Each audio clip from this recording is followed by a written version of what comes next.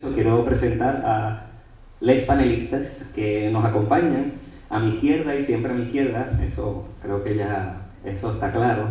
Tenemos al reverendo Ignacio Estrada, de la Iglesia Luterana de la Transfiguración. Gracias.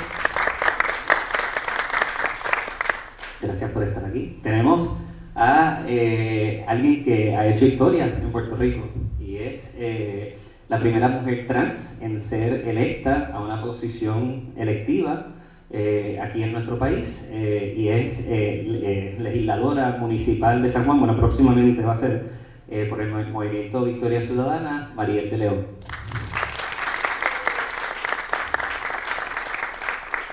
Y tenemos también alguien que es muy solidaria y siempre está en todas las luchas. Es del Concilio de Mujeres, el Concilio Interreligioso de Mujeres. Colectivo Interreligioso de Mujeres. Y es alguien súper solidario y que siempre ha estado presente, ¿verdad?, en todas estas luchas y en varias batallas. Así que le damos la bienvenida a Sumaya Soler. Y tenemos a uno de los activistas que está rompiéndola allá afuera y que es cofundador de la sombrilla queer, Inaru de la Fuente.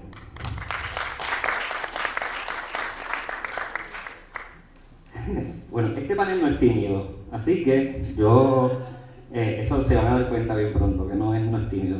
Pero yo quiero empezar, ¿verdad?, por lo básico, no sé, y cualquiera, ¿verdad?, cualquiera de los tres, del tres, puede contestar la pregunta. ¿Qué son interseccionalidades? Eso, para desmenuzar eso, para sacarlo del saque y después nos vamos a lo demás. ¿Quién quiere contestar? ¿Qué es la interseccionalidad? ¿Tienen los micrófonos? Ahí, por ahí, por un lado. Ah, no tienes, ok, pero te pueden pasar. Quien quiera. Dale. Ok, pues lo defino yo. Pues la interseccionalidad es un concepto acuñado por Kimberly Crenshaw, mujer negra afroestadounidense. Todavía está viva, ¿verdad? Siempre hablamos sobre referencias y a veces se piensa que los conceptos que usamos en el presente son de personas que ya no están, pero Kimberly está bastante viva, así que la pueden chequear en las redes. Y el concepto se refiere a cómo múltiples identidades pueden intersecar en una sola persona y crear no tan solo las opresiones que la persona vive, sino nuevos tipos de opresiones. Una persona no es solamente una persona negra, sino una persona es una mujer negra, una persona es una mujer trans negra, una mujer trans negra con orientación sexual lesbiana o pansexual, ¿verdad? Y algo bien importante a veces que se confunde con este concepto es que se piensa que la interseccionalidad es meramente incluir un montón de personas en un espacio, sea cual sea, y no, ¿verdad? Es una herramienta de análisis crítico que se utiliza precisamente para observar la vida de las personas, la vida de cada individuo y la vida de los colectivos y entender por qué están viviendo las vicisitudes que viven,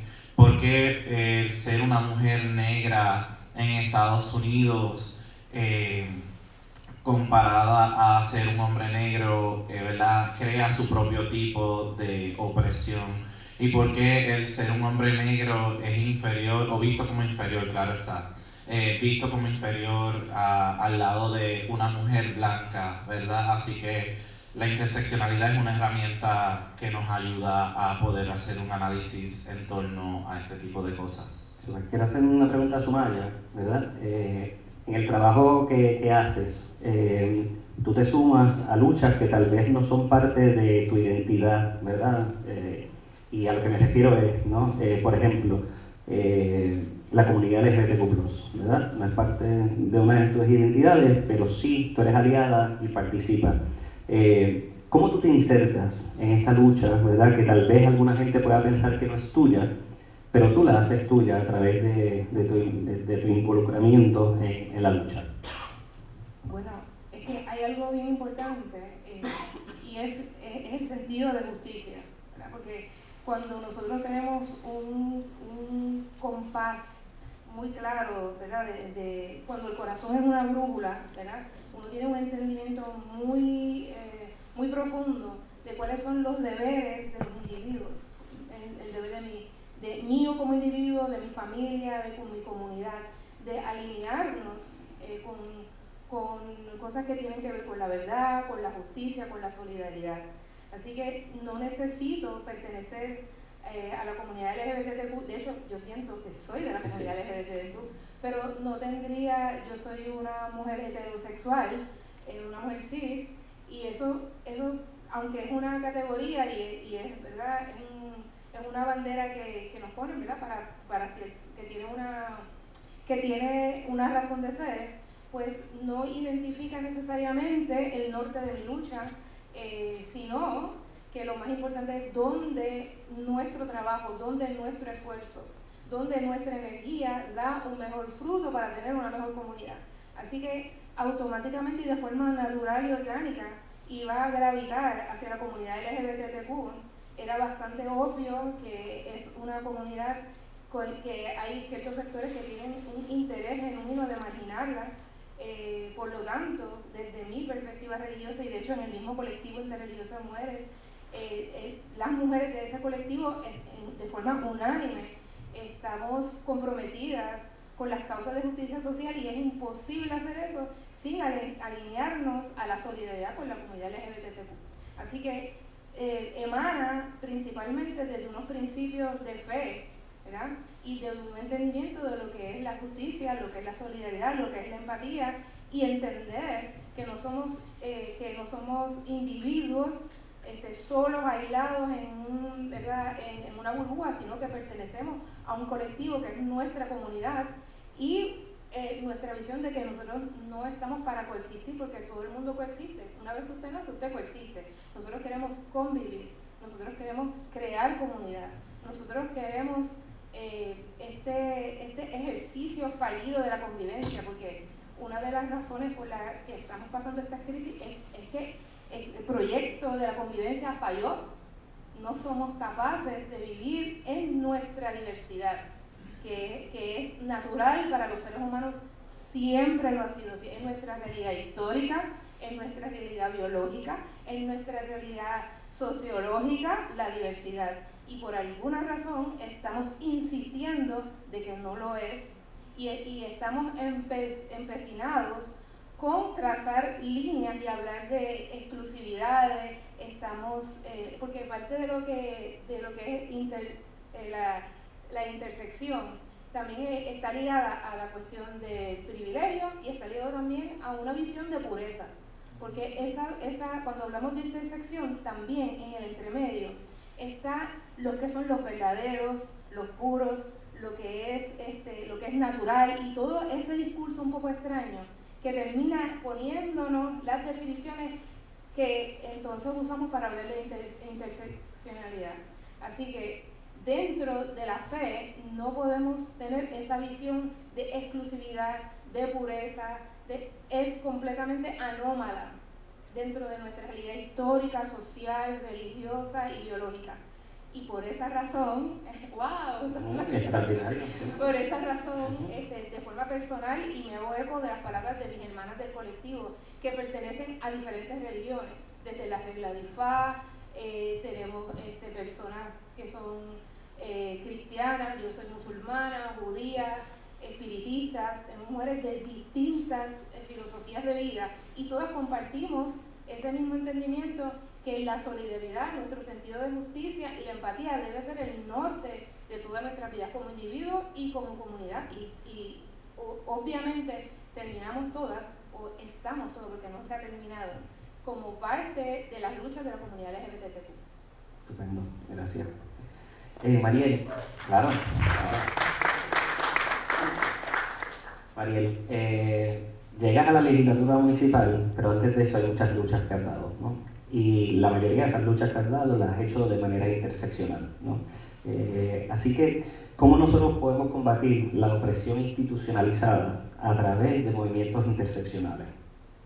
Pues Yo, por lo menos, sí, como mencionaste, yo he trabajado con muchas organizaciones antes, en una de ellas la Asamblea Queer, también con Amnistía Internacional y principalmente pues donde he visto, donde este ejemplo de interseccionalidad como que pues se ha sido bien presente, ha sido cuando he colaborado con la coalición 8 de marzo, que voy a ir en representación de la Asamblea Queer, que esto es una colectividad de organizaciones donde van personas de varias diferentes organizaciones, que ahí es donde también conocí a Sumaya hace ya como 6 años, yo creo, desde el 2019 que voy colaborando con la coalición.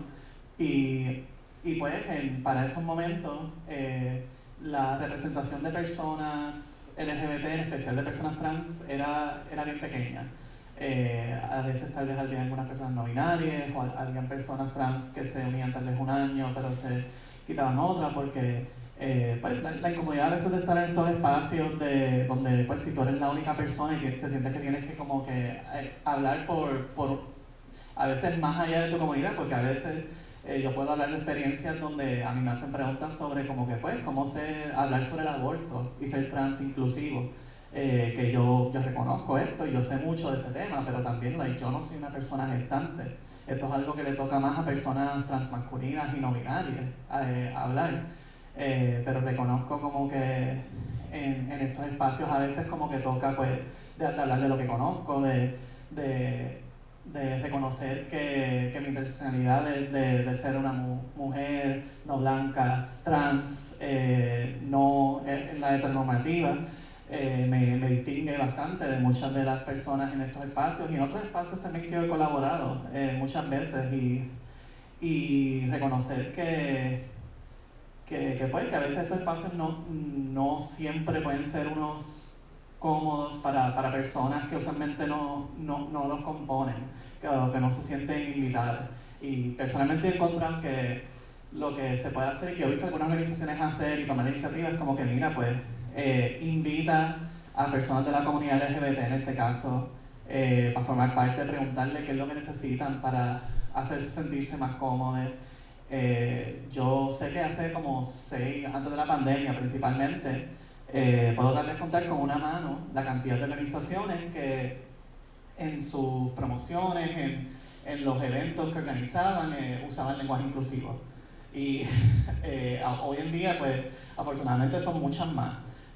Por el trabajo que hacemos con la Asamblea Queer, por el trabajo que hacen un montón de otras organizaciones como Spicy Nichols y organizaciones de la comunidad LGBT para hablar sobre estos temas, pero sí es algo que en ese tiempo cuando eran bien pocas organizaciones fuera de la comunidad que por ejemplo usaban lenguaje inclusivo, esas sí que hacían el trabajo para incorporar personas de la comunidad, que aunque sus luchas no eran necesariamente por la comunidad LGBT, tal vez eran luchas antirracistas o feministas o en favor del aborto,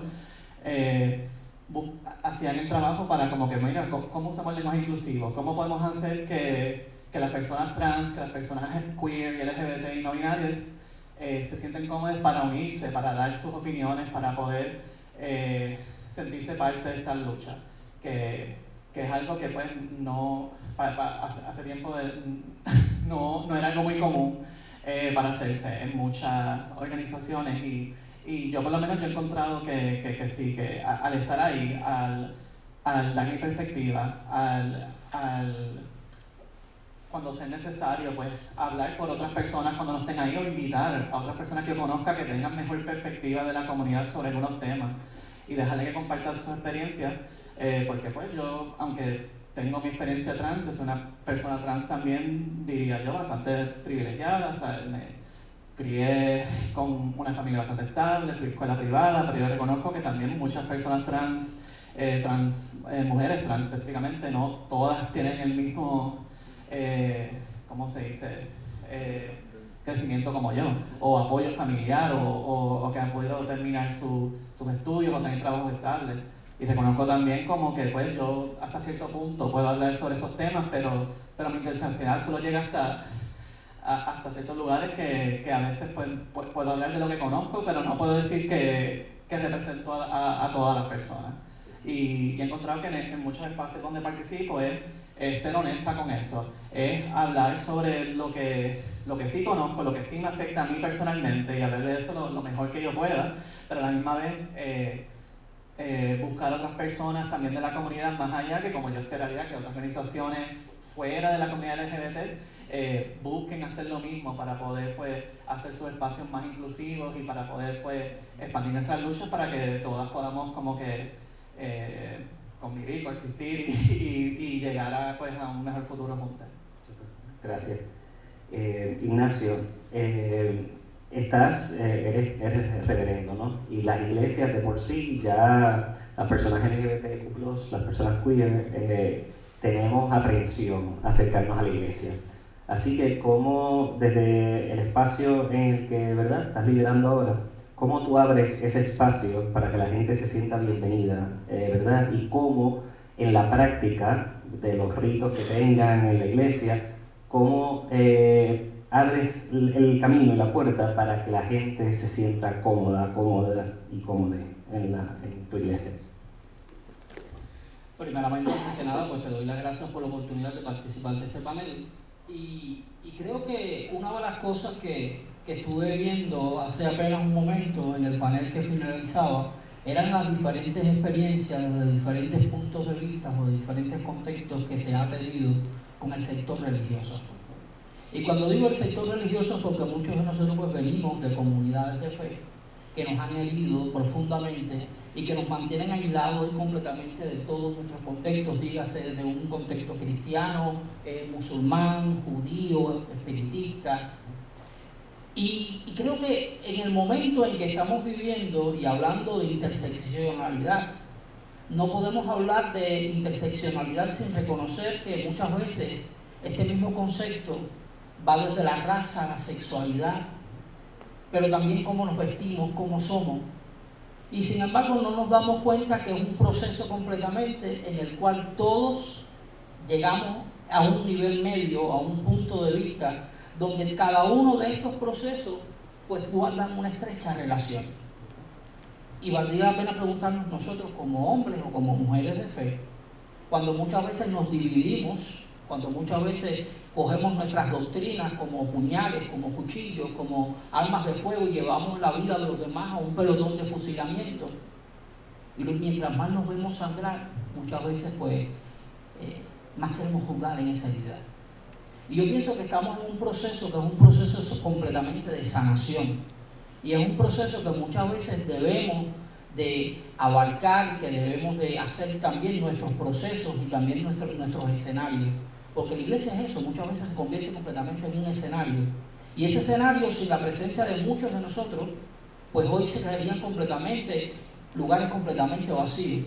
Y valdría la pena preguntarnos qué hombres y qué mujeres o qué personas de nuestra comunidad hoy, de una forma o de otra, pues no se sienten como hombres, como mujeres, como personas, como seres humanos de fe.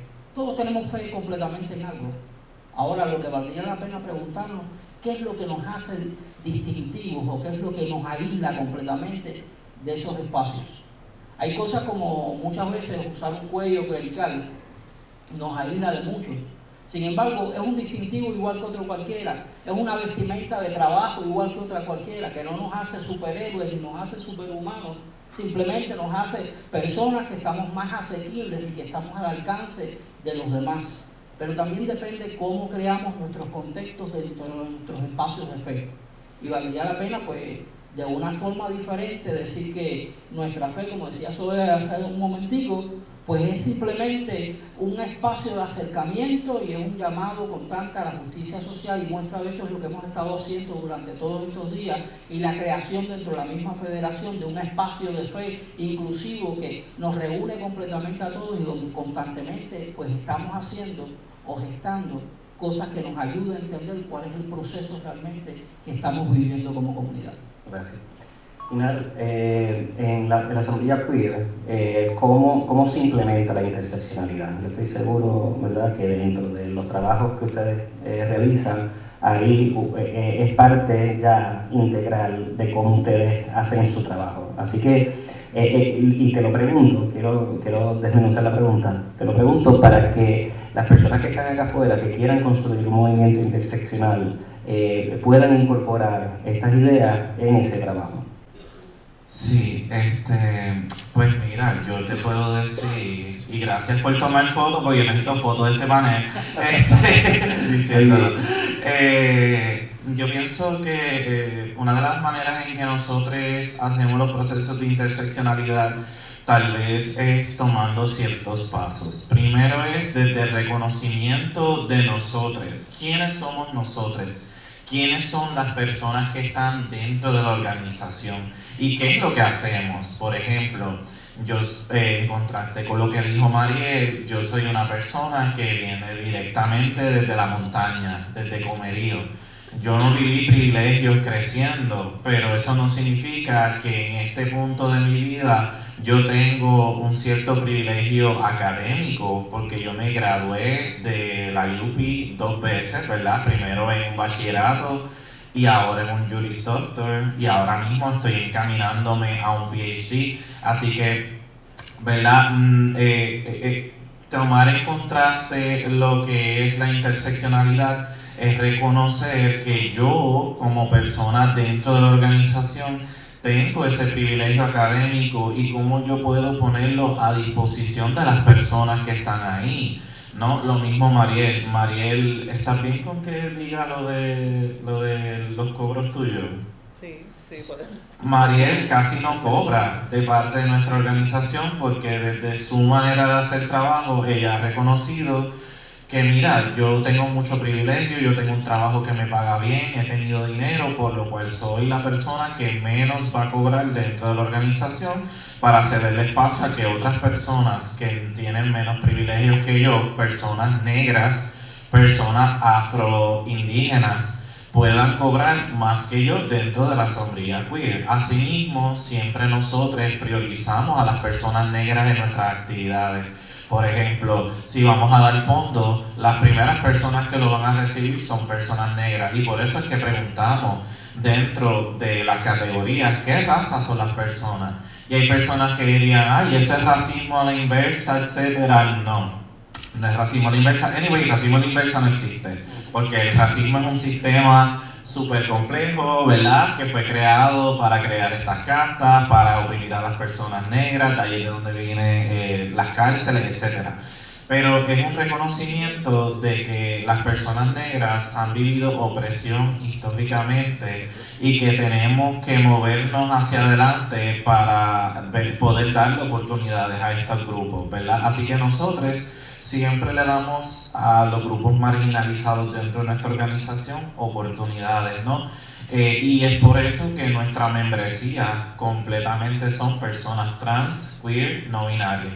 Si tú no eres de una de esas categorías, desafortunadamente las oportunidades que puedas tener de estar con nosotros son muy pocas. ¿Por qué? Porque preferimos dar esos fondos, ese dinero, esas oportunidades a personas que son las menos representadas, que tal vez alguien de afuera tiene mayores oportunidades de conseguir empleo afuera, reconociendo que las personas trans son de las menos contratadas, y vamos a integrar la herramienta de interseccionalidad, no tan solo siendo personas trans, son de las menos contratadas, sino personas negras que se dejan el pelo rizo, ¿verdad? Siendo una persona trans con el pelo rizo, que no ha logrado hacer el cambio de nombre, que no tiene educación en la universidad. ¿Cuántas oportunidades creen ustedes que tiene esta persona de ser contratada?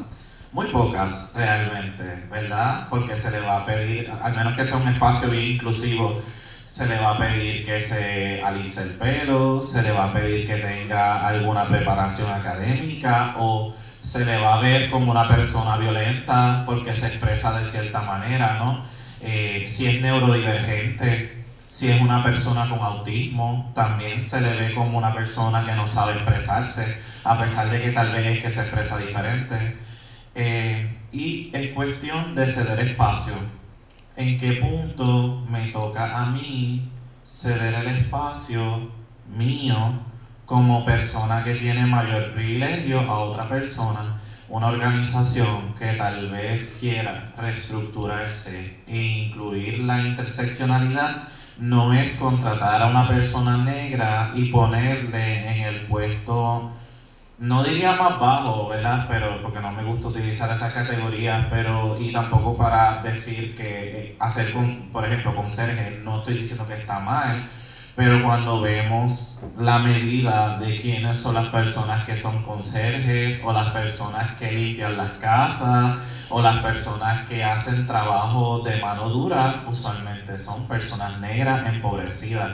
¿Cuántos gobernadores hemos visto negros? Y no estoy diciendo legisladores, no estoy diciendo personas que se lanzaron a ser electas. ¿Cuántas personas electas gobernadores son personas negras? Así que es eso, como una organización comienza a transferir ese control de pura junta de personas blancas siendo quienes están en el mando, hay que ceder espacio, vamos a incluir personas negras como líderes, como personas que toman decisiones.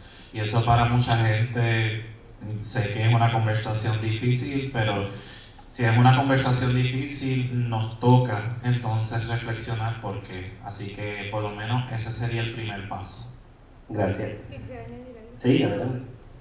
Quería comentar que trabajando en una organización donde estuve en el directivo mucho tiempo, tuvimos una reunión y fue una reunión de autoevaluación, ¿verdad?, del directorio.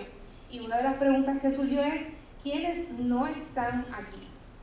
¿Quiénes son las personas que no están representadas en este grupo? ¿Y quiénes son los que sí estamos aquí? Y cuando empezamos a hacer la lista en la pizarra, fue bien obvio, ¿verdad? Aunque cada cual puede decir cómo llegó a la organización y cómo llegó al directorio, y puede todo verse muy inocente, ¿verdad? Y no hubo una mano siniestra escogiendo que todas fueran personas blancas o que todas fueran personas así, así. Cuando nos miramos y vimos el perfil del directorio, del que estaba en el momento y los pasados, nos dimos cuenta que habían unos huecos muy significativos, ¿verdad? No habían personas negras dentro del liderato, no habían personas queer dentro del liderato, no habían personas de diversidad funcional, y empezamos a hacer la lista y la lista se nos volvió bien grande. Entonces alguien dijo, y me parece que esto fue clave en la reunión, dijo, pero es que las puertas están abiertas. Si alguien de ellos hubiese querido, puede estar aquí. Y la contestación fue, entonces, pero tendríamos que preguntarnos, si es así, si la puerta está abierta, ¿por qué no se sienten convocados? ¿Verdad? Y ahí es que empieza la pregunta. ¿Por qué este no es un espacio donde toda esta lista de personas no siente que es un espacio seguro, que pueden trabajar? Porque capacitados y capacitadas y capacitadas hay, deseosos de estar en esta organización hay, los estamos viendo todo el tiempo como colaboradores, personas con quienes hacemos contratos, personas, pero ¿por qué en el directorio no están? Porque no es parte de la dirección de esta organización. Y eso fue una reflexión bastante difícil, pero muy importante. Así que la inclusividad, ¿verdad?, y la diversidad es un ejercicio, esto hay que trabajarlo. No ocurre automático porque tenemos muchos prejuicios, ¿verdad?, que no sabemos, de los que no estamos conscientes. Por eso dice que uno tiene, por eso está diciendo que uno tiene que mirarse primero, entenderse dónde está, porque puede ser que uno tenga una visión incorrecta de su propia realidad y la organización esté un poco ajena a la realidad de cómo está operando. Así que hay que hacer ese ejercicio. Es un poco difícil al principio, pero la cosa va fluyendo. En el 8M también ocurrió esa conversación, una conversación bien parecida de por qué no se sienten convocados, por qué hay poca representación, por qué si la puerta está tan abierta, ¿por qué no están entrando por la puerta? Pues hay que hacer un llamado, hay que crear el espacio, hay que asegurar que es un espacio seguro. Es un espacio seguro porque hay que preguntarse también, ¿esto es un espacio seguro? ¿Estamos seguros de eso? ¿Cómo es un espacio seguro? ¿Qué tal si las personas trans nos dicen si es seguro o no? ¿Qué tal si les escuchamos primero? De ahí surge la sombrilla queer, por si acaso. Que las organizaciones seguían, perdón, es que si no voy a explotar, pero las organizaciones LGBT nos seguían diciendo, la puerta está abierta y vamos al espacio. Mira, hablemos de estos temas. Ese tema la sociedad no está lista para él. Y la sombría queer nace precisamente de eso, y varios años después muchas organizaciones trabajan lenguaje inclusivo y cuestiones de personas trans y no binarias porque nosotros hemos impulsado. Y yo digo que la sociedad nunca va a estar lista para ningún tema si la dejamos. Así que nada, gracias por eso. Y quiero aprovechar, Mariel o Ignacio, si quieren añadir sobre algunas formas de crear espacios y organizaciones o movimientos interseccionales, si hay alguna, además de las dos ideas, que dieron Sumaya e Inaru, algunas otras ideas de cómo construir movimientos interseccionales. Bueno, personalmente, que yo he estado en un par de espacios donde a veces se me pregunta así de cómo podemos hacerlo más inclusivo para más llamativo, para que la gente venga. Básicamente eso mismo que dijo Sumaya, es preguntarle a ver como que qué es lo que necesitamos, qué es lo que necesitamos para estar cómodos y sentirnos que es un espacio seguro. Si es que simplemente pues a veces se nos dé el espacio para hablar primero, para dejar saber nuestras necesidades, los temas que queremos hablar, y que haya esa apertura de querer tocar esos temas, de querer tener esos diálogos que a veces pueden ser difíciles porque pueden ir tal vez en contra de muchas cosas de que ya tal vez tienen preestablecidas con sus identidades, con lo que, o sea, lo diferente que tengan con nosotros de la comunidad queer o trans o cualquier otra diversidad que estemos tratando de invitar.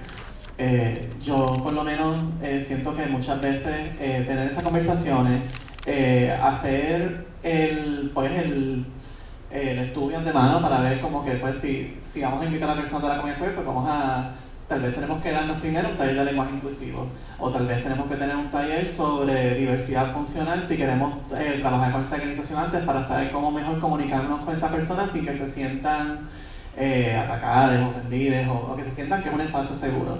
Que a veces pues eso va a requerir fondos, va a requerir sacar tiempo, que no todas las organizaciones pues tienen esos recursos, que se entiende, pero a veces eso es lo que se tiene que hacer, porque sí, a veces uno pues dice que tiene las puertas abiertas y algunas personas llegarán, pero el problema es que si no haces el trabajo para ver qué es lo que puedes hacer para que se sientan cómodos en esos espacios, pues evidentemente eventualmente se van a ir o se van a apartar. Yo por lo menos en muchos de estos espacios que al principio admito que podían ser incómodos, podían ser fuertes, que a veces pueden pasar, pues, en mi caso como que o misgendering o tal vez otras o a otras personas también no binarias que conocían, que no se les veía como que tal vez del género que se identificaban.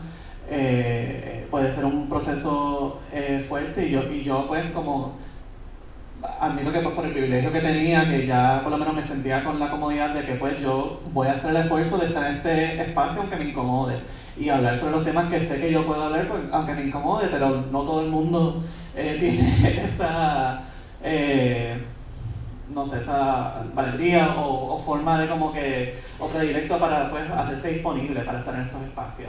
Y hay que reconocer eso, hay que reconocer que aunque sí necesitamos gente que esté dispuesta a estar en esos espacios incómodos y dar el paso adelante y hablar, hay que también, si queremos luchar por estas cosas, hacer que esos espacios estén así y poner el esfuerzo y el dinero a veces necesario para que eso sea así.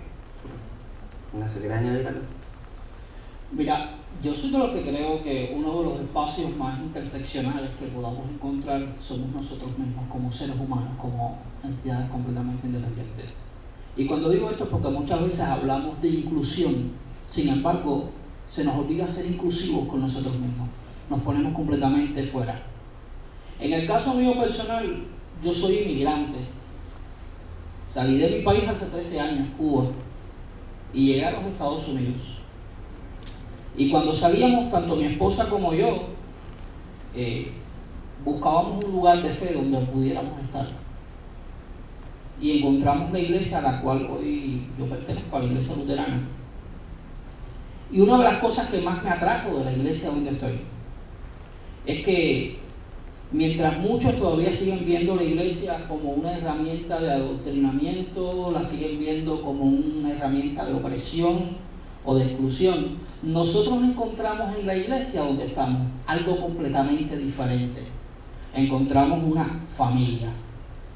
Y cuando digo esto no es haciéndole marketing a la iglesia donde estoy, sino es viéndola con ese sentido de pertenencia hacia la justicia social, donde encontramos pastores que son inmigrantes o personas que son inmigrantes, pero también podemos encontrar personas que sean negras o personas que tengan impedimentos físicos, pero también podemos encontrar a una obispa que puede ser una mujer transgénero, pero también podemos encontrar a un pastor que puede ser queer o que puede ser gay o que puede ser lesbiana. Y esto es una de las cosas que más me atrajo de la iglesia donde actualmente estoy trabajando. La Evangelical Lutheran Church in America es una de las iglesias con un componente más inclusivo o más interseccional dentro de las denominaciones actualmente en los Estados Unidos y en Puerto Rico. Y esto pues me dio la posibilidad de crear dentro de la misma iglesia. Cuando llegué no había un componente hispano para las comunidades de nosotros, y creamos una organización dentro de la misma institución que se llama Red Latina Luterana por la Diversidad. Y esto pues nos dio la posibilidad pues de traer a la iglesia, que es una iglesia blanca, pero que poco a poco pues se fue abriendo completamente a todo el tema. Y entonces pues nos dio la posibilidad de trabajar este tema desde las comunidades latinas. Y actualmente, estando en Puerto Rico, pues cuando llego me encuentro también a una misma iglesia que, a pesar de que decía que era una iglesia inclusiva, pues muchas veces se limitaba a tocar ciertos temas. Donde me envían a la comunidad de Río Piedra, y estoy a pocos metros de la Universidad de Puerto Rico. Y pues una iglesia que estuvo cerrada por más de 3 años, después de María estuvo cerrada, pues se ha convertido completamente no en un espacio de fe, pero sí en un espacio seguro para que cada uno de los estudiantes universitarios pueda encontrar un lugar donde no se excluya, donde se comparta la mesa, pero más que eso, donde ellos puedan sentirse bienvenidos. ¿Por qué? Porque creo que muchas veces nos enfocamos solamente cuando damos servicio en hacer un intercambio, un cambio. Yo te doy para que tú me des, para que tú pertenezcas. Sin embargo, nosotros nos hemos dedicado completamente a hacer un ministerio de servicio, y donde ninguno de los servicios que proveemos a los estudiantes universitarios se condiciona con el tema de la fe. Gracias por eso. Sumaria, asumo, ¿verdad? Estoy asumiendo que en los espacios que te desenvuelves se te ha cuestionado por qué apoyas a la comunidad LGBT+. ¿Cómo has manejado eso? Y ¿verdad? Porque la homofobia, la transfobia, obviamente las personas LGBT+ las sentimos, pero también se transmite a las personas que se convierten en aliadas. Así que, ¿cómo has manejado ese proceso?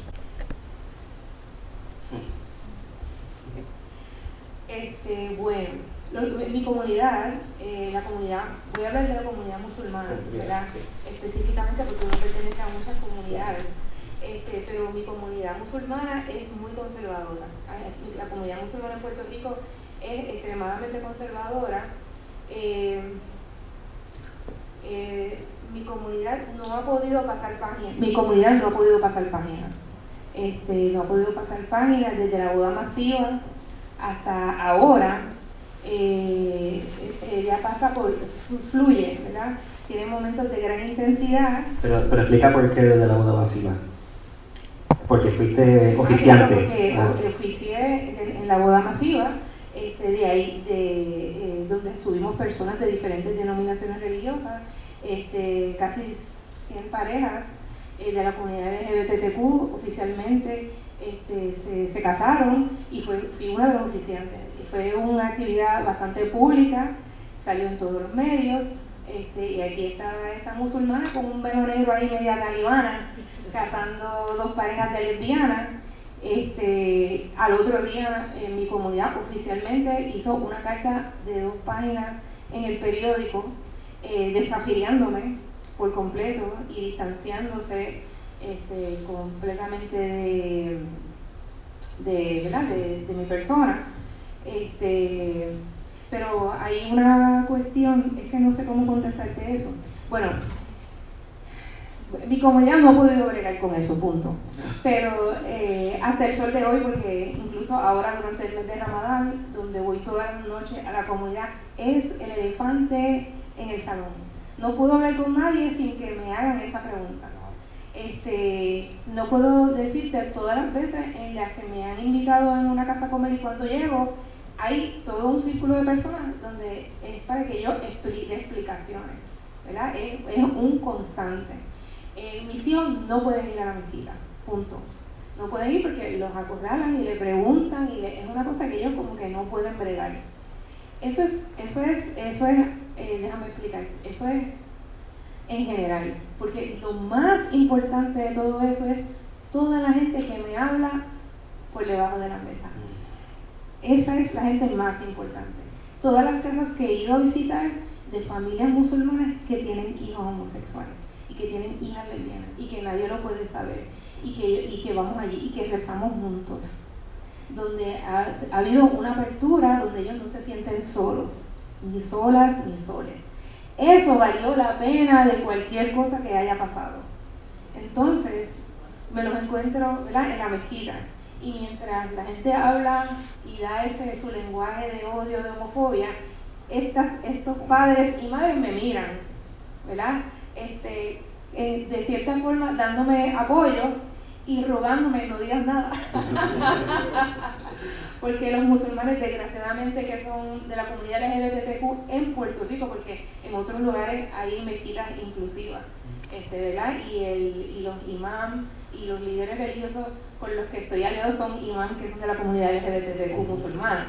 Pero aquí en Puerto Rico no es un closet, es un búnker, porque hay un peligro en la seguridad de las personas. Tuvimos un caso de una persona que sus padres lo desaparecieron aquí en Puerto Rico, ¿verdad?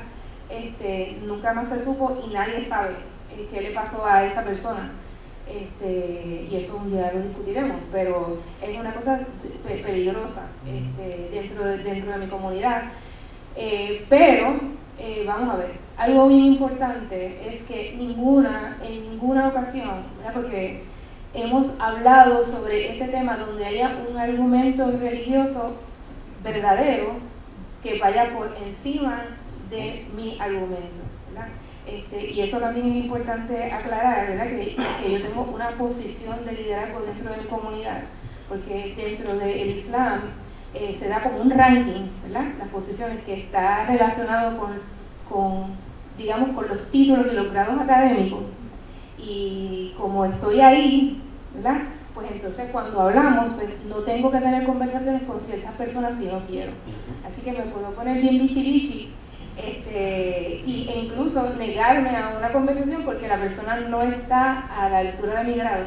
Así de estúpida me puedo poner, y no tener ese tipo de conversaciones. Entonces hay pocas personas con las que realmente puedo conversar, que realmente me pueden ¿verdad?, pedir explicaciones, y cuando lo hacemos no hay un argumento religioso verdadero para decir no puedes hacerlo, no puedes participar, y de hecho me habían prohibido la entrada a la mezquita. Estaba prohibida la entrada y ahí fue cuando más fui. Porque no existe tal cosa como prohibirle la entrada a una mezquita absolutamente a nadie.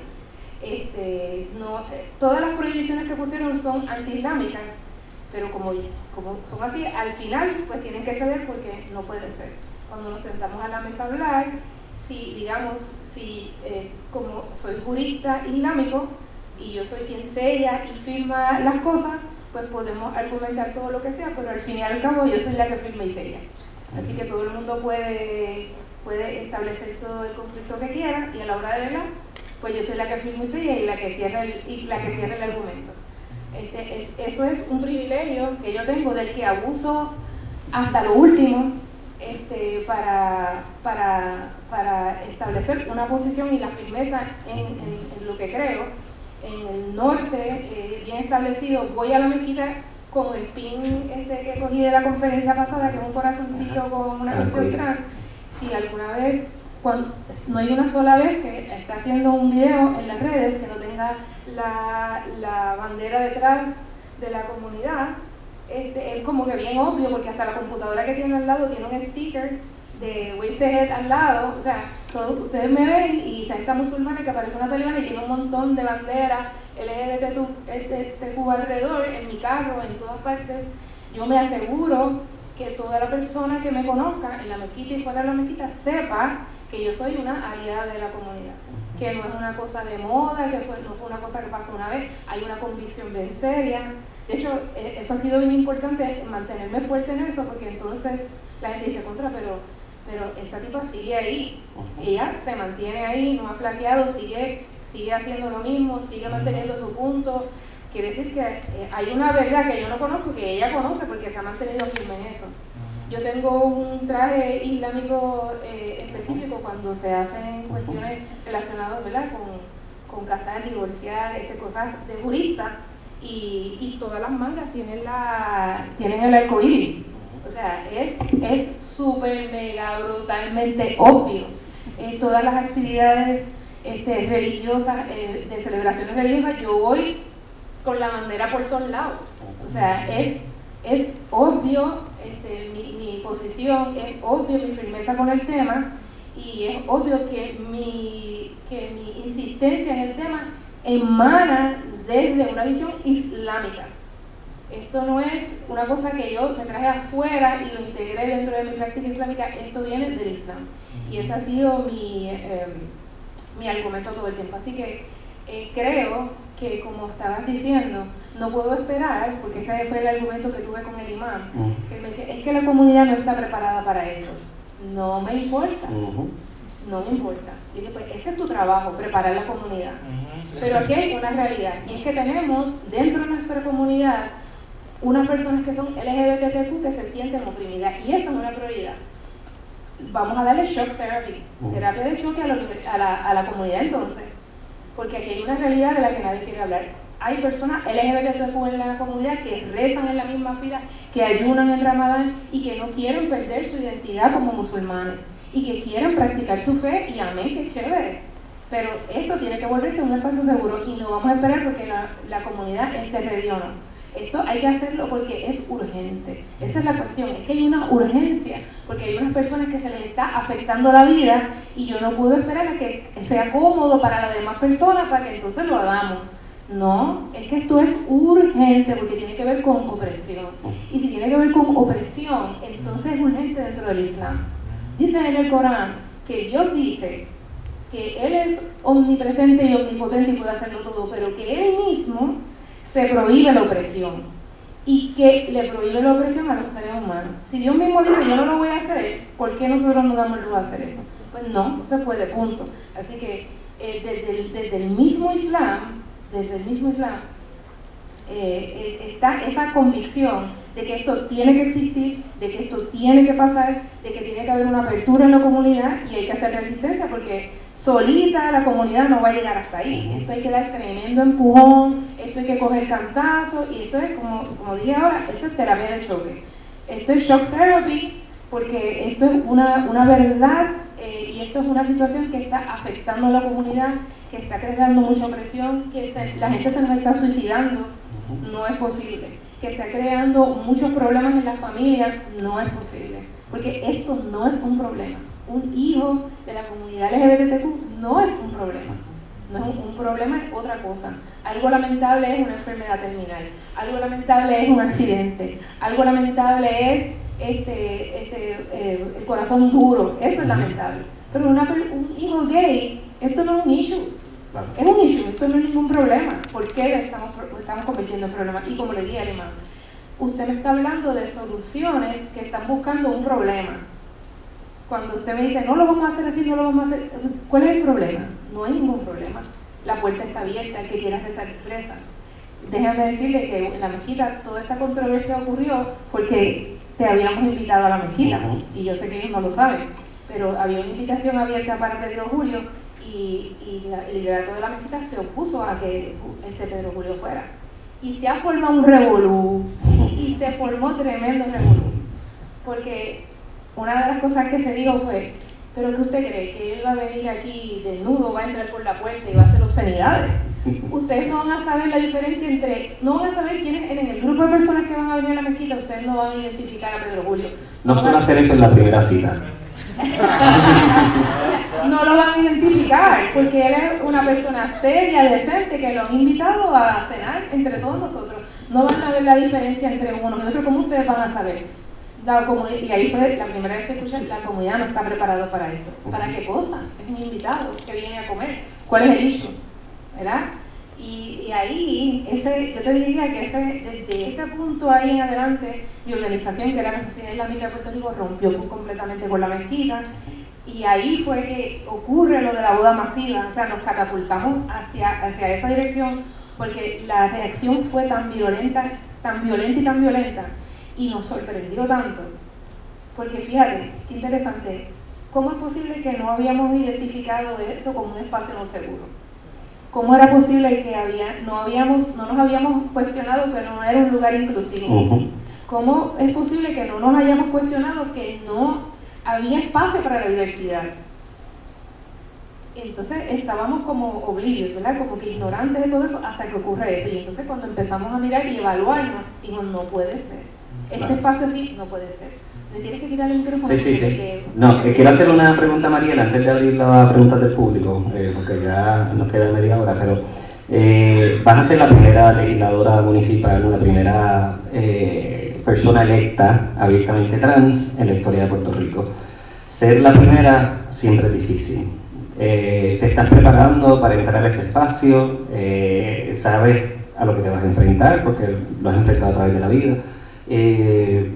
¿Qué planes tienes, verdad, para tratar de lograr que con tu presencia y con tus acciones dentro de la legislatura rompas unos esquemas que abran un poco más la puerta para la gente que viene detrás? Pues honestamente, sí, yo por lo menos he estado preparándome pues, para el trabajo en sí de legislatura. Ya por suerte en el partido mismo yo he podido conocer muchas personas que han dado el trabajo, personas de la comunidad queer, LGBT, no necesariamente trans, porque pues, no han habido personas trans antes haciéndolo, pero que me han ya pues, orientado sobre cómo el proceso, reconocer que pues, va a ser una lucha cuesta arriba porque voy a estar en minoría. No, o sea, va a ser básicamente yo y otro legislador del partido a una posición de, entiendo yo que son 14 o 15 legisladores de otros partidos que pues no necesariamente posiblemente podamos pasar la legislatura que quisiera o que sea a favor de la comunidad, pero yo por lo menos veo pues esta oportunidad pues, para dejarme hablar y sentir de lo que yo he visto que son las necesidades, que aunque pues es solamente San Juan, no es todo Puerto Rico, pero sí Puerto Rico, San Juan específicamente tiene una población gigante de personas de la comunidad. Muchas personas del resto de Puerto Rico a veces se sienten que tienen que moverse tal vez no para San Juan, pero para el área metropolitana, pues para recibir servicios médicos o para poder encontrar comunidad, que no descartando también que hay comunidades en el área oeste y en otras áreas de Puerto Rico. Y reconozco que algo que había hablado mucho cuando ya se había anunciado es que pues yo quisiera ver si en San Juan tenemos una clínica municipal trans que se fundó antes de pues, el que se encuentra ahora mismo como alcalde, y quisiera yo que pues para ver cómo se puede mejorar, para ver cómo si fuera posible darle mejores fondos, hacer reuniones para ver cómo que pues para hacerlo una clínica municipal trans que en verdad apoye a la comunidad, al lado también de las clínicas privadas que ya existen en la área metropolitana que también apoyan a la comunidad. Y pues, sí, es algo que yo quisiera traer ahí, que sé que podría ser difícil, pero yo quisiera pensar que pues a la vez de mis propias experiencias, de las experiencias de muchas personas cercanas que yo conozco, de que han tenido tratando de buscar servicios médicos o apoyo en conseguir vivienda, en conseguir trabajo, en muchas cosas que tal vez aunque no me afecten a mí directamente he estado cerca, si no por amistades o sino porque tuve que pasar por los procesos legales o que tuve que pasar por el proceso de buscar un centro médico que me pueda atender, que me pueda dar los servicios que necesitaba para pues buscar la empatía básicamente, porque una cosa es que pues alguien aliada de la comunidad pues esté en esa misma posición que yo vaya a estar y hable por mí o por otras personas de la comunidad, y se vea pues como que, pues así como, no quiero decir que no se les crea, pero pues siento que hay un poder en hablar sobre uno mismo, sobre sus propias experiencias y de tratar de conmover a otras personas para pues entender como que cómo esto le puede afectar a uno. Algo que me había percatado hace unos años hubo un diálogo bien intenso en Puerto Rico cuando, bueno, no solamente en Puerto Rico, en todo el mundo básicamente, especialmente en Estados Unidos, cuando una mujer trans en natación empezó a ganar premios. Y recuerdo que también Jasmine Camacho Quinn, que había ganado creo que la medalla de oro recientemente, dijo también unos comentarios de índole transfóbico. Y era un momento de eso donde yo veía como que pues había mucha discusión hasta a veces en espacios que se decían de ser aliados o de izquierda o feministas o transfeministas sobre esta duda sobre si mujeres trans deberían participar en los deportes con otras mujeres. Y eso fue un ejemplo que yo vi como que mira, pues yo tengo que usar como que las conexiones que yo tengo con personas que si ya estoy en espacios con personas que dicen ser aliadas, que son feministas, que conocen ya de algunas de mis luchas y que están dispuestas a escucharme, que ya yo tengo ya ese privilegio, pues yo voy a usar esa posición para hablar sobre este mismo tema, para dejarles saber sobre las necesidades de que sí, tenemos que respaldar a las mujeres trans en los deportes por todas estas razones, por todas estas razones científicas, por culturales, porque si queremos ser inclusivos tiene que ser hasta puntos a veces donde nos pueden ponernos un poquito incómodos también, que también no estamos listos para a veces confrontar. Pero es importante como que aclarar, no dejarlo así que a veces se acumule como que pues esa desinformación, ese resentimiento de no apoyar a ciertas cosas. Y en ese ejemplo por lo menos pude ver que yo al comunicarme con personas cercanas que estaban en esa duda, pues les pude cambiar su opinión y logró ser como que un proceso que siento yo que solidificó como que pues el apoyo hacia mujeres trans en los deportes, en esos espacios. Sé que pues fuera de estos espacios de más de personas aliadas o de la izquierda, como se quiera decir, todavía pues es un debate, igual que muchas otras cosas de la comunidad, todavía no sé cómo, son un debate, como lo vuelven a hacer un debate después de un ciclo electivo, sorpresivamente, pero sí encuentro buscar las oportunidades donde si ya yo voy estando, cuando esté en la legislatura, voy a tener una conexión con los demás legisladores ahí que tal vez, pues, quién sé yo, no han conocido a una persona trans antes, o no han tenido la experiencia de ver como que cómo a veces las cosas que legislan pueden verdaderamente afectarnos directamente. Y eso es algo que, pues, que yo quisiera pensar que puede dar la apertura para más empatía y más legislaciones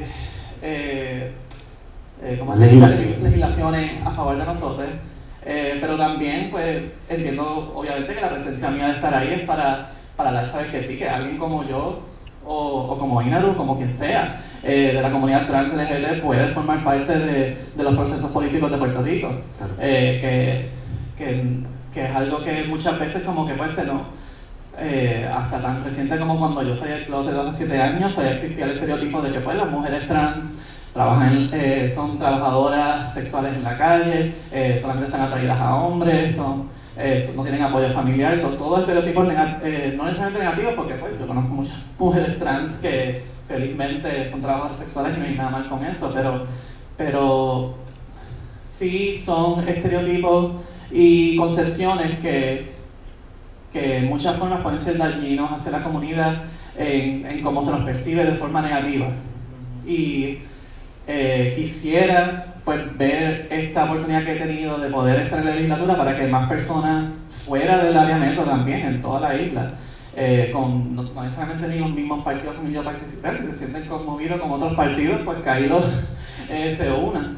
Pero para dejarse sus voces sentir como que es posible, que sí es algo que si se sienten conmovidos en hacer, pues lo pueden hacer, que si necesitan apoyo, pues mira, estoy yo, conozco otras personas también LGBT que son voluntarias o que apoyaron mucho durante esta campaña, que que pudieron ayudarnos en todo el proceso pues, para hacer que más gente trans voten, gente joven en las elecciones del año pasado, y que para mí que como quiera que voten, para mí eso es importante, que más gente de la comunidad se sienta conmovida para participar políticamente y reconocer también que pues aunque voy a ser legislador, yo todavía trabajo con la sombría queer, yo todavía colaboro a la medida que pueda, aunque tal vez a un nivel menor, porque pues, soy de tantas cosas que puedo hacer con activismo, como se dice, de la calle, porque eso reconozco todavía que es sumamente importante y uno no puede como que descartar eso también. Bueno.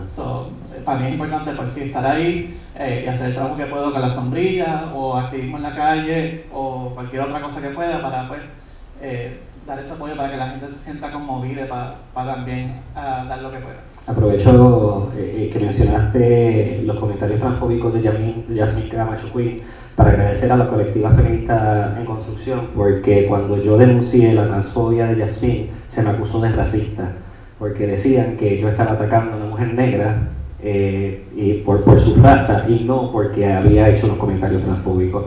Y afortunadamente la colectiva feminista corrigió el récord para decir que lo que se estaba denunciando era la transfobia de Yasmín y no era un ataque a su raza, así que agradezco eso, porque es importante también que hablemos sobre estas cosas que pasan. Sí, que esa es la intencionalidad también de que a veces puedes reconocer que alguien puede ser marginalizada también una persona negra, pero también pues, puede estar en posiciones incorrectas a base de cosas de la comunidad, quien puede ser marginalizada de la comunidad musulmana y también tener pues, opiniones pues, en contra de la comunidad transfóbica, LGBT-fóbica.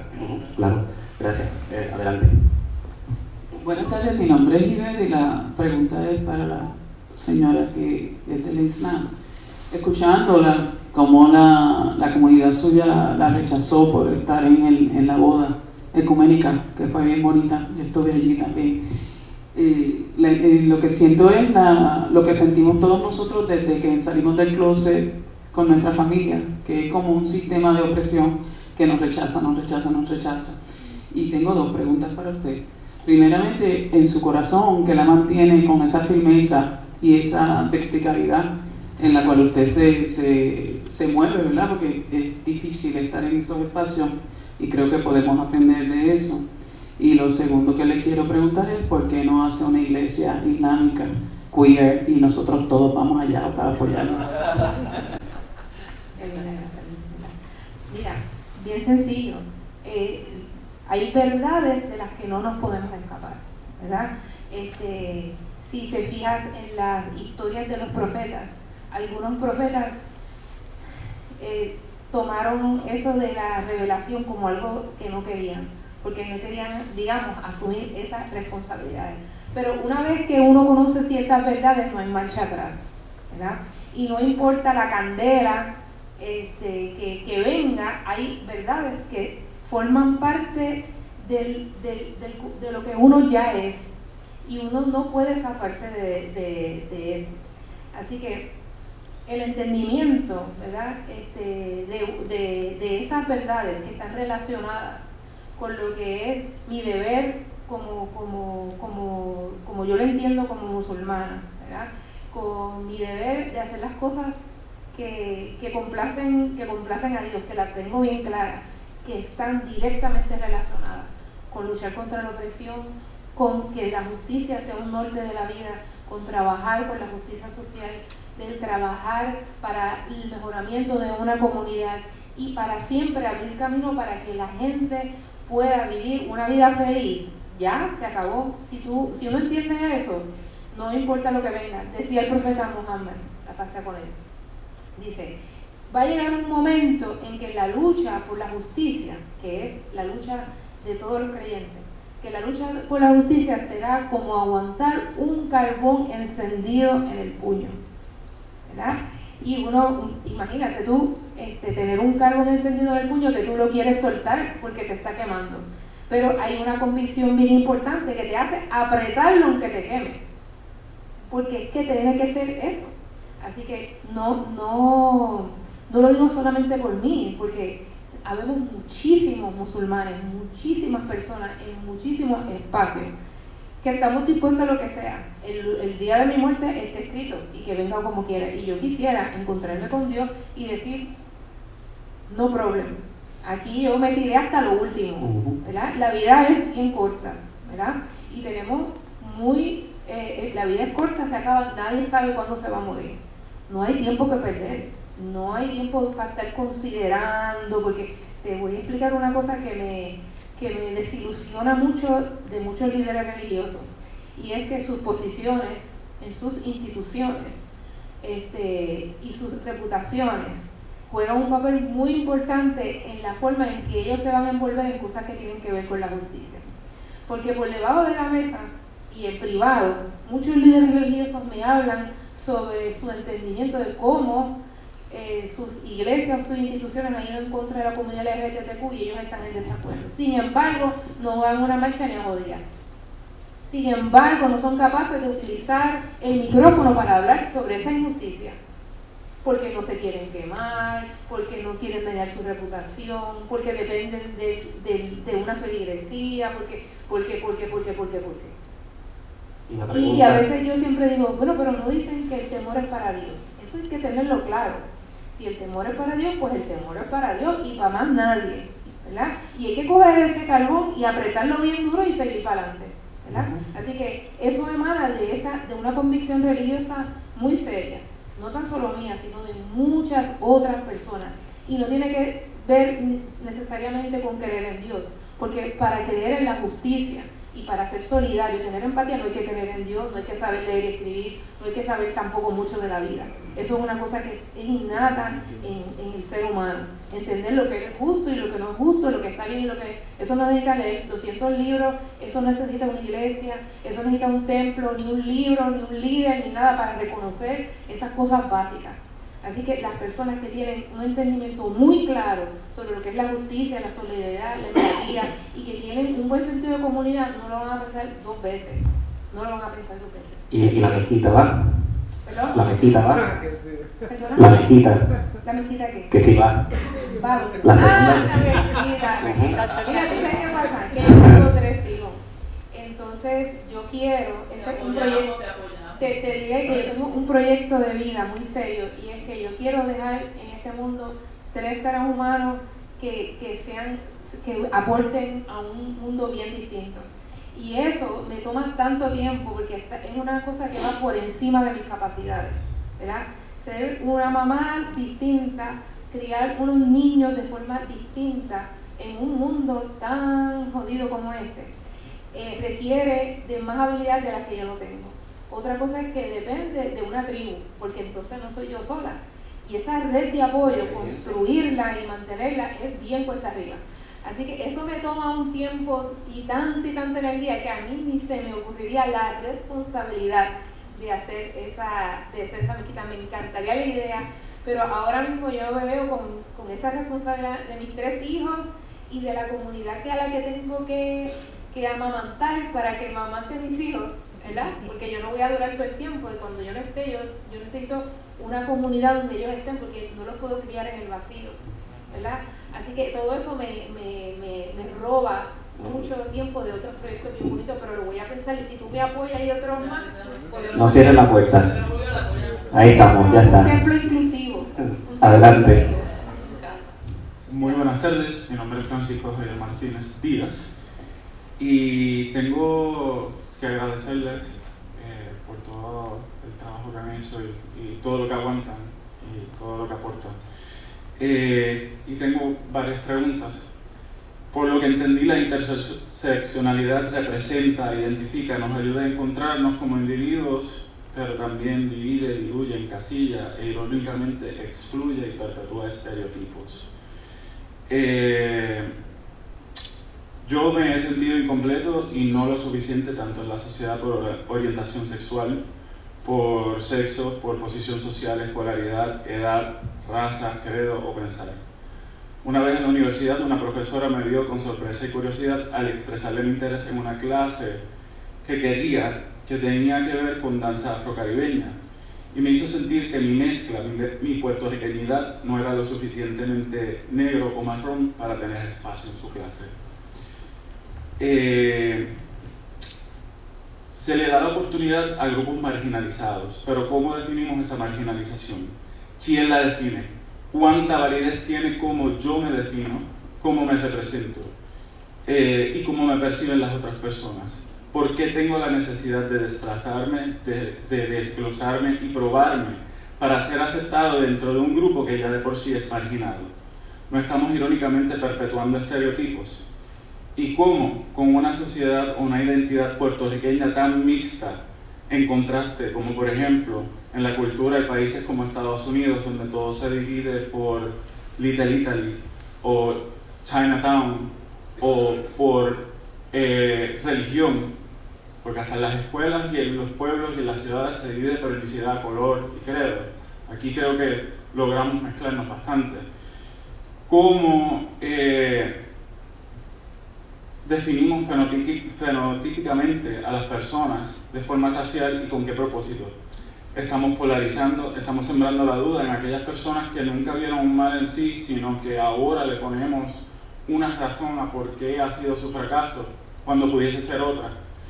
Estamos enfocándonos en lo que nos divide y no en lo que nos une. Y yo quisiera saber cómo podemos cambiar esto. Yo puedo responder eso. Ok, bueno, vamos a traer al análisis las cosas que has dicho. Primero, la interseccionalidad no es una herramienta para mover estereotipos, sino para utilizar como herramienta y hacer un reconocimiento de que históricamente hay unos cuerpos y unas figuras y unas personas que han sido oprimidas y que por las múltiples identidades que le intersecan como ser humano puede vivir oprimida.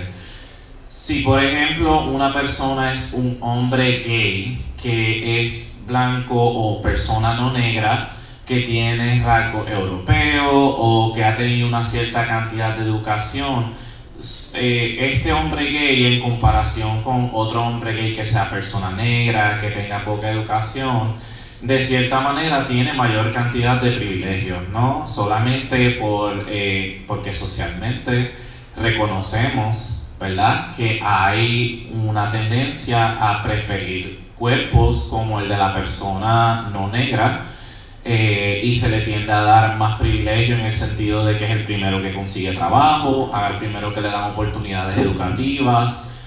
Y eso puede ser una conversación súper incómoda para las personas que han vivido esos privilegios. ¿Por qué? Porque se piensa que cuando estamos hablando de interseccionalidad, estamos intentando decir las vicisitudes que pasaste como hombre gay o empobrecido, o esto no vale la pena porque tiene ciertos privilegios. Y de eso no es lo que se trata la interseccionalidad. La interseccionalidad siempre busca reconocer que nosotros sí hemos vivido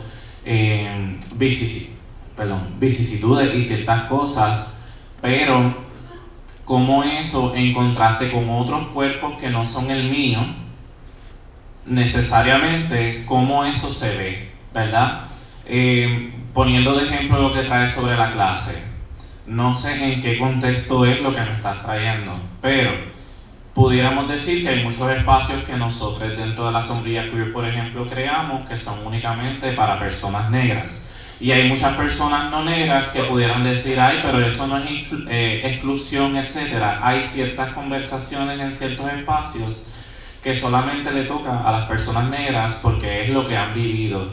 Y hay veces, voy contigo, y hay veces que desafortunadamente hay personas que vienen a estos espacios a ocupar espacio, ¿verdad? A ocupar el espacio y decir, ay, pero bendito, es que yo vi a mi mamá negra o mi abuela negra viviendo estas vicisitudes. Ok, sí, eso es válido, pero ¿acaso tú lo viviste en carne propia, verdad?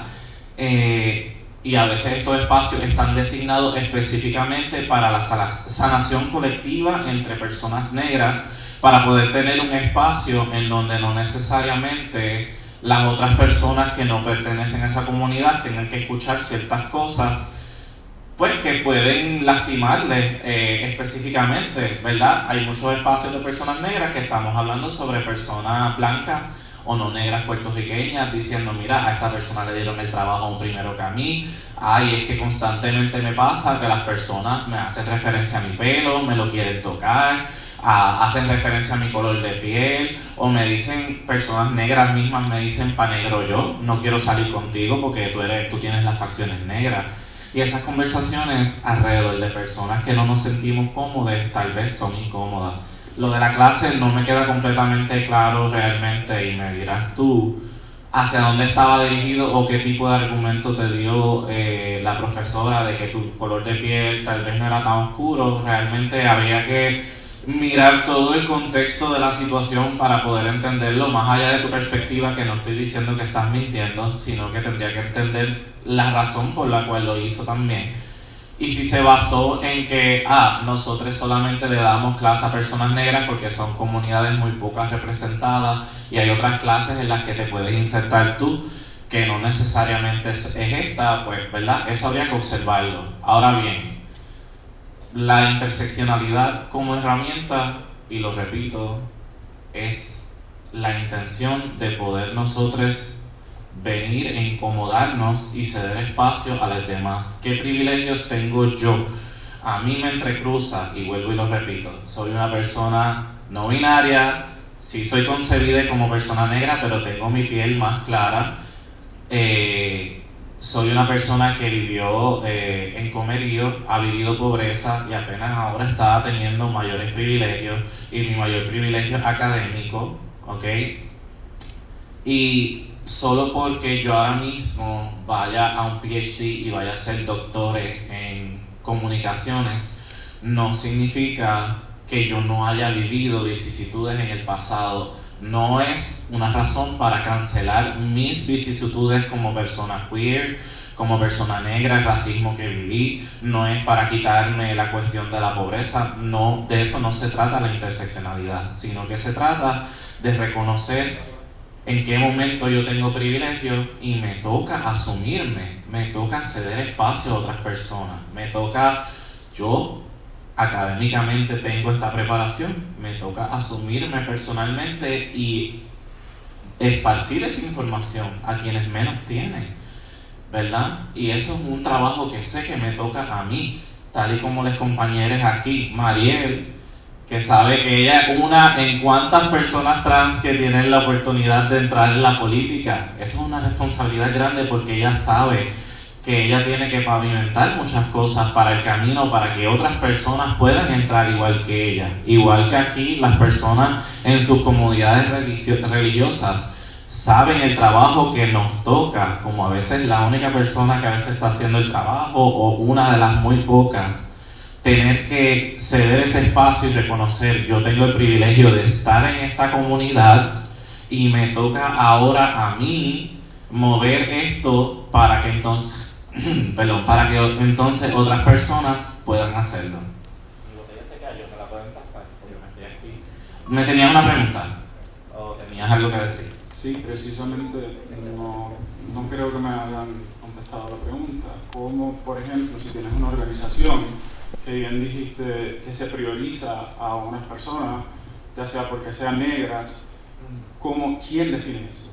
¿Quién define la negritud? ¿Y cómo definimos la negritud en nuestra idiosincrasia, nuestra puertorriqueñidad? Porque aquí en Puerto Rico, por el colorismo y por otras cosas, podemos diferir de qué yo percibo como negro, de qué no percibo como negro, a cómo se percibe en Estados Unidos. ¿Quién le asigna los fondos? ¿Quién le dice a esa persona, no, tú no cualificas? Dentro de un grupo que ya de por sí está marginalizado. Sí, muy bien. Eso es una muy buena pregunta porque es una que nos hemos hecho nosotros al principio cuando comenzamos a hacer este trabajo. ¿Quién lo define y cómo lo hacemos? Generalmente nosotros no le hemos negado fondos a ni una sola persona realmente que se considere o nos haya dicho que es persona negra. Nos hemos asegurado, porque hay personas que llegan a pedir fondos y no son personas negras, y nosotros tenemos que asegurarnos de... ¿Y por qué decimos que no son personas negras? Porque son personas blancas que han dicho que son personas blancas, que tú las miras y parecen una persona gringa blanca, ¿verdad? Y eso es una realidad que vivimos en Puerto Rico. Tú no dirías que Madison es negra, ¿verdad? Así que hay unas personas que evidentemente no son negras. Ahora bien, no le hemos negado la beca a ninguna de las personas, y es porque la mayoría de las personas que son negras y saben que son negras o se conciben como personas negras han vivido racismo, saben lo que es vivir el racismo, se les ha dicho negras toda su vida, se les ha excluido, ¿verdad? Y no estamos hablando necesariamente de las personas mixtas que tal vez tengan facciones como personas negras, que esas también están incluidas de nuestro grupo de personas que nosotros apoyamos, por ejemplo.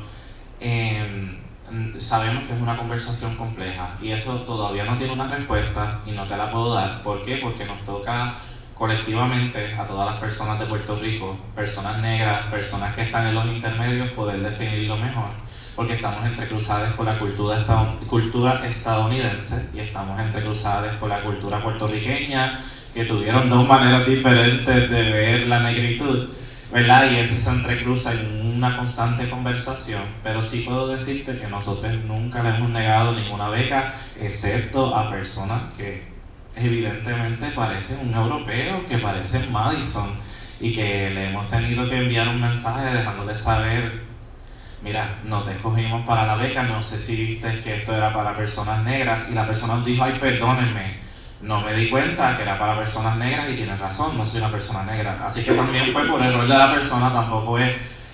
Sabemos que hay personas que sí están buscando como que...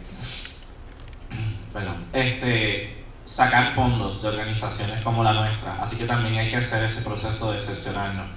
Pero no te tengo una respuesta definitiva porque realmente nadie la tiene todavía. Puedes buscar Colectivo ILE, Revista Étnica, sí usamos conceptos como evidentemente negro, una persona con color de piel oscuro, nariz grande, o personas como yo que nos dicen negros en la calle, pero esos conceptos también se están criticando ahora mismo y estamos cuestionando qué es ser evidentemente negro. Así que no hay una respuesta definitiva para eso. Gracias. José, la última pregunta. Yo lo que quería traer y apuntar que todavía no veo el tema de la intersexualidad en las interseccionalidades, ¿no? Quiero llamar la atención y pretendo no morirme trayendo el mismo tema constantemente, porque anterior a mí creo que había una compañera que se llamaba Alexa, también se llamaba, yo creo que era enfermera, que era quien traía constantemente a estos foros el tema de la intersexualidad. Y quienes no saben, pues por favor infórmense, porque yo creo que los grupos fundamentalistas conservadores de derecha no quieren que nosotros utilicemos el tema de la intersexualidad precisamente porque es una identidad que rompe con creer que existe tal cosa como hombre y mujer, naturalmente.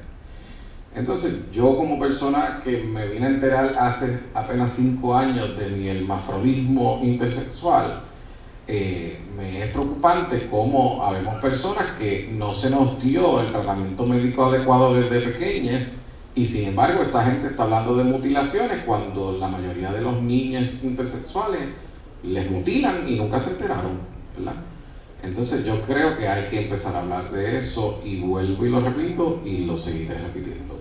Y segundo, lo que trae el compañero yo lo puedo entender porque los planteamientos queer, un Paco Vidarte, una Butler, un Foucault, ya nos venían diciendo a la comunidad LGBT de las problemáticas de las identidades, y venían diciéndonos que sí, las identidades podían crear un sinnúmero de problemas que después no vamos a saber cómo vamos a salir de ellos. Y a mí lo que me sigue preocupando es cómo se puede traer por parte de la derecha ese mismo discurso para así discriminar. Cómo la derecha puede traer ese elemento, y lo está haciendo, cuando Joan Rodríguez Bebe plantea que estamos discriminando a los fundamentalistas, es basado en una política identitaria cristiana específica. Ojo, cuidado. Entonces, llamo la atención a estar pendiente a cómo nosotros, porque esa pregunta basada, tú me tocaste un trauma, ¿verdad? Y por eso en la cumbre afro, desde el inicio, empezamos a hablar de la afrodescendencia o afroascendencia. Porque el colorismo tiene sus matices. Hay quien todavía no entendía que Michael Jackson lo que tenía era una condición de pigmentación de piel y quedó blanco, y hasta decían que es que él se daba tratamiento para querer ser blanco. Entonces hay que tener unos cuidados también y unos ojos, porque como figuras que pueden ser de color negro en política son blancos, y como blancos en política pueden ser negros. Entonces hay que tener esos balances también en cuanto medimos las situaciones. Y por último, y para cerrar, esta va a ser mi confesión del 2025. Cuando yo conocí a Pedro Julio, yo no sé si se acuerda, fue en una pizzería y yo fui a donde él a decirle que llegaba a Puerto Rico, yo quiero ser activista LGBT. Y se preguntarán, porque yo venía de una religión bien particular en Puerto Rico, que es bien autóctona, y es porque yo era de los más fervientes creyentes dentro de esa religión, tanto así que yo era célibe y predicador. Y precisamente una de las cosas era que yo le pedía a Dios que me quitara eso que yo sentía que era malo, hasta que un día yo escuché a eso que yo entiendo que era Dios, y me dijo, levántate y lucha por eso. Y por eso a mí no me importa ni la madre que me parió que se me para al frente. Y si me tengo que poner al frente de una pistola, me pondré. Y al frente de una bomba. Porque el mensaje que yo recibí, que es profético, ¿verdad?, es lo que yo entiendo y por lo cual voy a dar mi vida. Hay quien no cree en esa deidad, pero sí cree en ese sentimiento, en esa empatía, en esa solidaridad. Y cuando uno siente ese llamado solidario, empático, hacia algo, lo más que yo le puedo decir, hazlo. Cueste sangre, lágrimas, cueste lo que sea, hazlo. Porque hoy eres tú, mañana vendrán por otro, pero si estamos todos unidos, van a salir corriendo. Sí. Yulín, y para entonces cerrar acá. Discúlpame, me gustaría solamente mencionar que lo que dice Manuel es muy cierto sobre, ¿verdad?, las personas de derecha conservadora. Yo lo que mandaría siempre es a observar la realidad material de las personas. Y cuando digo realidad material es cuáles son las experiencias que se están viviendo. Cuando los cristianos dicen que se les está persiguiendo, o los religiosos dicen que se les está persiguiendo, realmente cristianos fundamentalistas, hay una verdadera persecución hacia ellos versus hay una verdadera persecución a mujeres trans y a personas trans. ¿Cuántos cristianos están muriendo por crímenes de odio, no? Así que es más allá de que los cristianos pueden también utilizar en la derecha el mismo argumento de la identidad, ¿cuál es la realidad material de la persona del lado de izquierda que están muriendo y que están siendo asesinadas versus del lado derecho que están diciendo que les están persiguiendo, pero tienen más iglesias cada año? Buenas tardes. Yo primero quiero darle las gracias, porque en un país que está tan dividido, escuchar personas que tengan la amplitud del corazón que ustedes tienen, da mucha esperanza.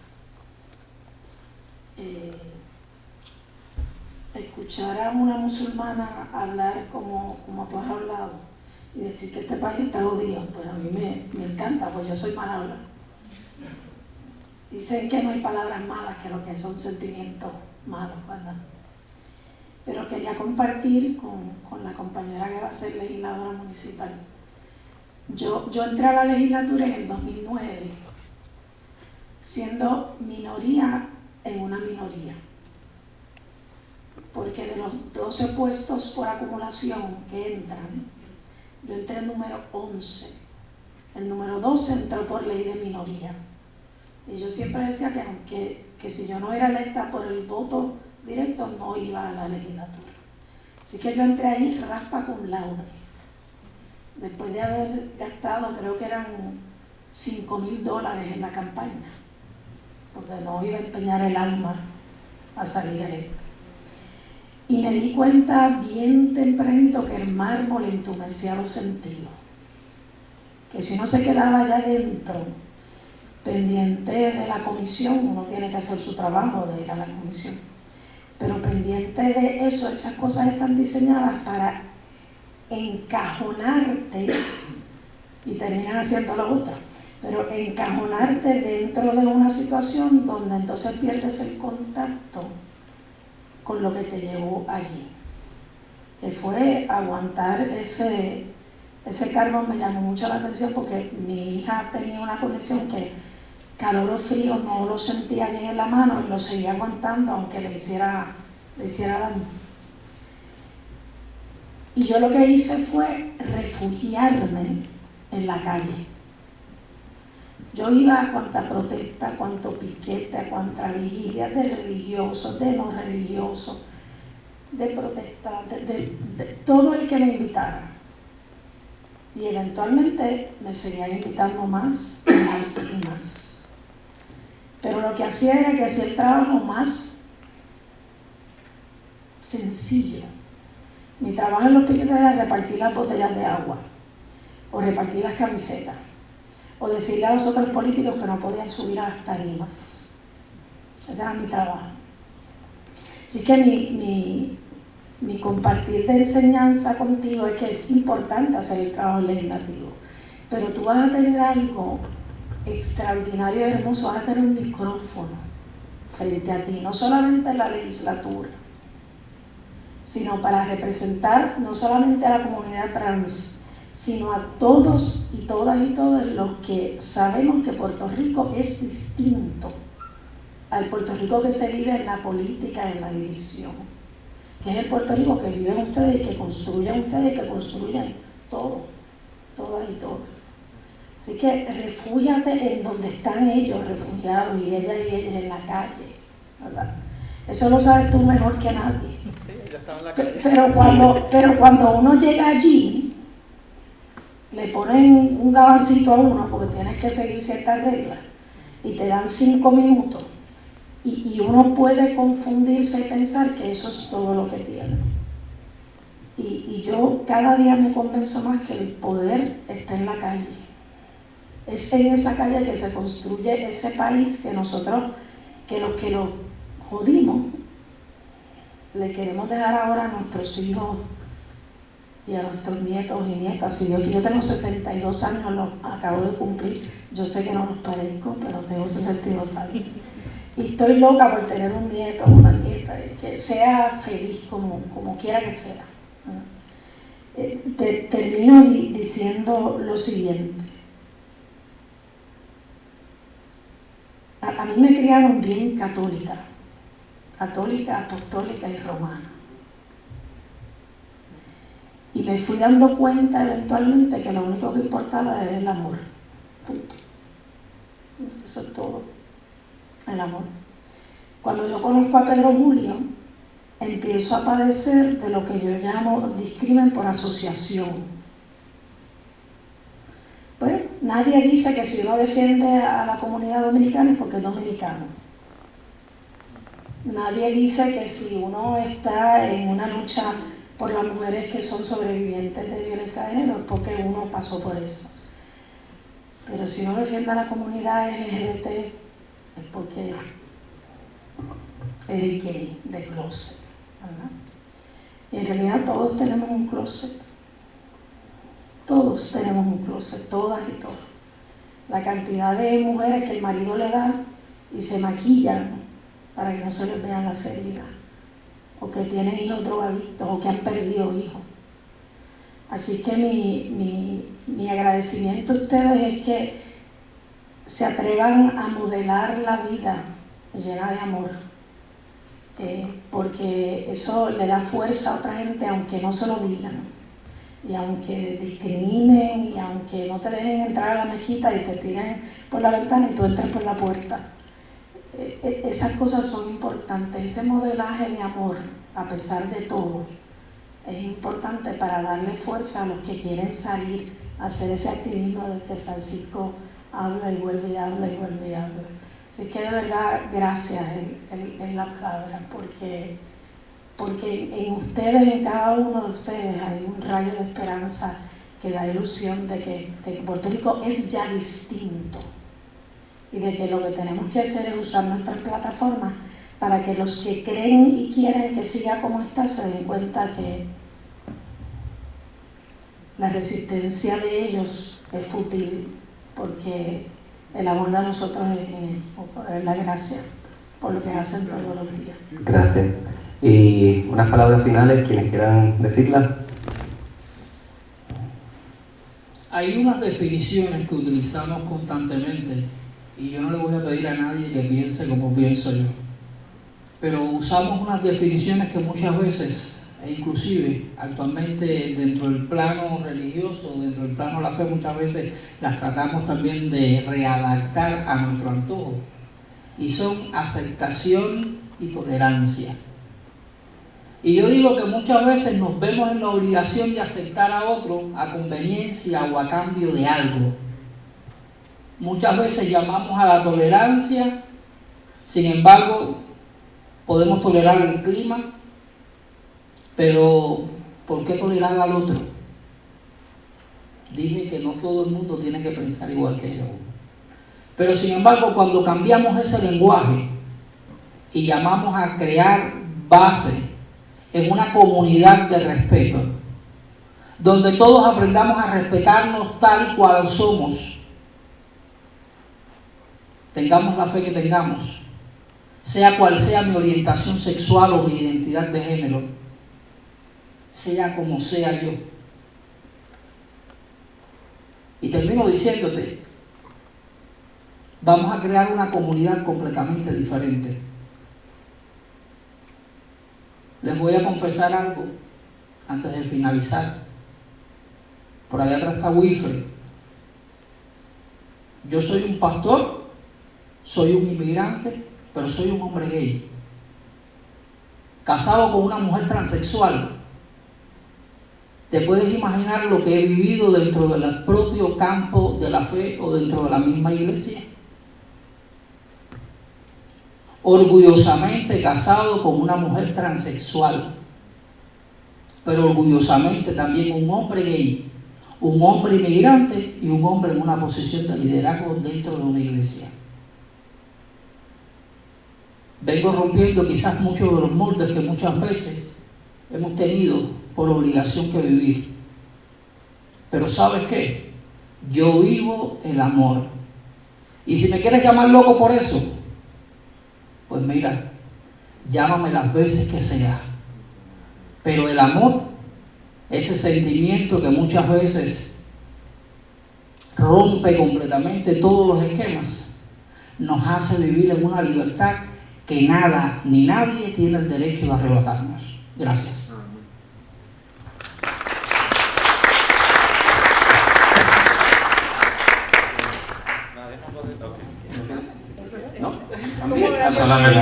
Yo solamente quiero darle y acompañar para que reflexionen, ¿verdad? Simplemente preguntas de reflexión para que se lleven y se pregunten quiénes son ustedes, quién yo soy, cuáles son las identidades que me entrecruzan, qué yo puedo hacer para apoyar a otras personas que no viven mi propia identidad. Tenemos un montón de identidades, si no es por tu orientación sexual, es por tu religión, o es por tu privilegio de clase, o es por tu educación. Hay un montón de interseccionalidades, padezco de alergia. ¿Cómo yo, como persona, a pesar de mis opresiones, puedo ayudar a otra persona? No es que niegues tus opresiones, atiéndelas, ¿verdad? Porque nos toca. ¿Cómo yo puedo ceder espacio? ¿Cómo yo puedo aceptar a los demás? ¿Cómo yo puedo respetar a las demás personas? Nada de eso, una pequeña reflexión personal. Gracias. Bueno, de parte de Weisajet le agradecemos. Sí, claro.